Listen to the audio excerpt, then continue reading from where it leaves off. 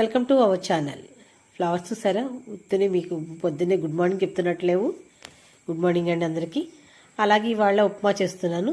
ఉప్మా ఎప్పటిలాగానే మనం పోపులన్నీ వేపేసుకుంటాం కదా, దాంట్లో ఒక గుప్పుడు పల్లీలుని, ఒక బంగాళదుంప, ఒక టమాటా, ఒక క్యారెట్ వేసుకుని, చుక్కుడుగాయలు ఉంటే చుక్కుడుగాయలు కూడా 4-5 వేసుకుని అన్ని వెజిటేబుల్స్ వేసుకుని నీట్గా ఉడకనిచ్చిన తర్వాత లైట్గా ఎసరు మరిగిన తర్వాత 2 గుప్పడి సేమియాలు వేసేసుకుంటే ఏపక్కర్లేదంటే సేమియాలు కూడా రవ్వ కూడా ఏపని అవసరం లేదు.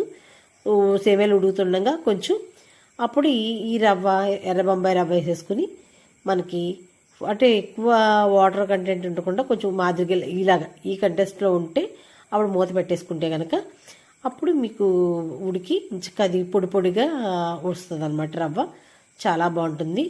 ఒకసారి ఇలా తిని చేసి ట్రై చేయండి, చాలా బాగుంటుంది. మీకు నా ఛానల్ లైక్ చేయండి, షేర్ చేయండి, సబ్స్క్రైబ్ చేసుకోండి, లైక్ చేయండి తప్పనిసరిగా.